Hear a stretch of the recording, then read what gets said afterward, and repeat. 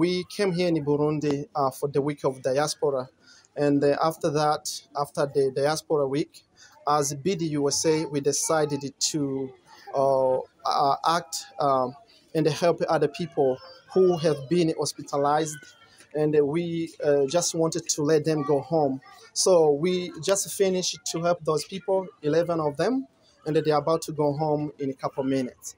And we are very proud of that act because most of people we saw here, most of them are in need of money and are not able to pay the money for the hospital. The first thing to tell everyone who did never come here in Burundi, all members of diaspora, we would like to invite them to come visit Burundi. Burundi is peaceful, but we saw that most of the people, they are in need of money, especially those who are sick, those who do not have money to pay for medical expenses. And we would like to invite everyone to come here and try to support.